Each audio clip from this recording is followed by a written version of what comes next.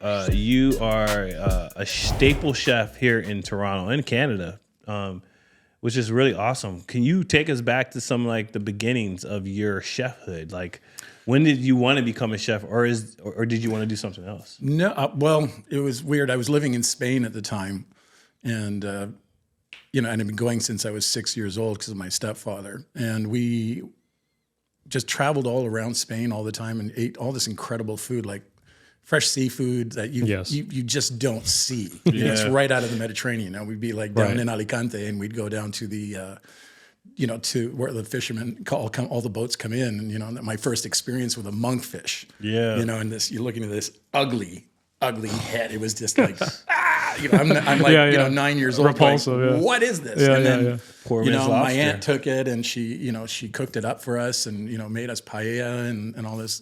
And it was like, I started going, wow, this is kind of interesting. And I just started cooking myself.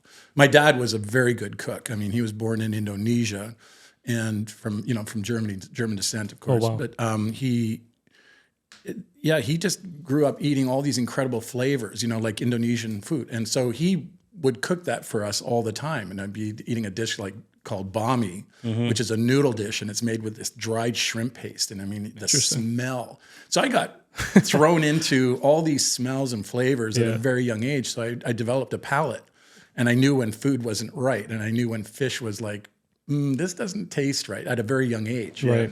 I was roasting chickens at 6 years old because my parents showed me how to do it. That's awesome. Like making my own French fries, and they were just like, "What's going on?" Yeah, and especially at a tender age of 6, right? Like as a 6-year-old. Well, I give pride to my parents, especially my mother. She's a fantastic cook. But even for yourself, right? Like to come as a 6-year-old. Not like 6-year-olds could probably say, they came from a background where they're able to adopt such a palate. Right, such a quality palate. Like they're eating chicken fingers and fries.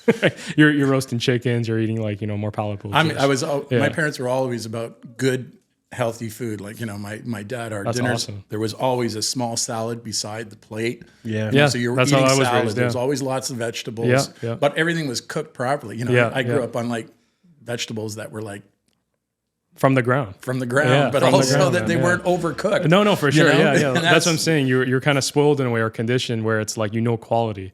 So the bar was set so high at such a young age where you can't acknowledge anything else.